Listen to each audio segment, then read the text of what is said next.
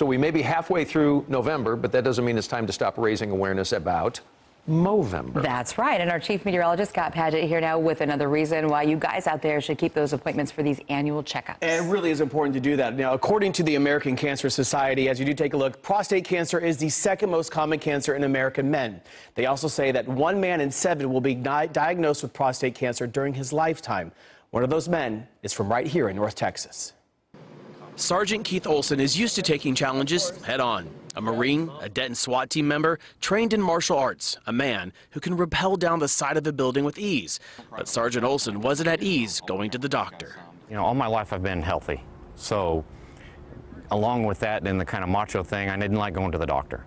But he did eventually go to his doctor and discovered that his prostate-specific antigen level, or his PSA level, as it is commonly known, wasn't on target. Sergeant Olson was just 45 years old and looking at a challenge he's never trained for. I appreciated his bedside manner because he just came right out and said, "You've got prostate cancer." A man used to training officers on defense tactics didn't know the right move to block this attack at first. Fortunately for me, I was able to come back here, and my sergeant at the time had been dealing with cancer for quite some time, so he talked me through it. And there was another guy at the department that actually had the exact same thing. Sergeant Olson had the support of his fellow officers as he underwent surgery to remove the prostate. They did remove the whole prostate, but the doctor also said, he said there's one little space that he was kind of worried about, but he left it because he didn't want to be more intrusive than he already was. He also had that same support when the cancer came back 2 years later in that small space the doctor left.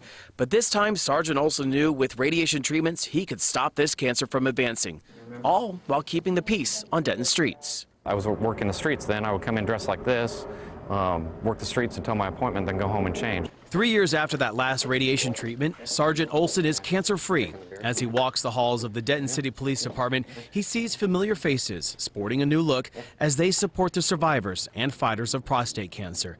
And to that man thinking about skipping his next appointment, you know, don't be like me and miss checkups and don't go to the doctor. When you get to that point, I was young for getting diagnosed with it, but you need to go in there and you need to get it done.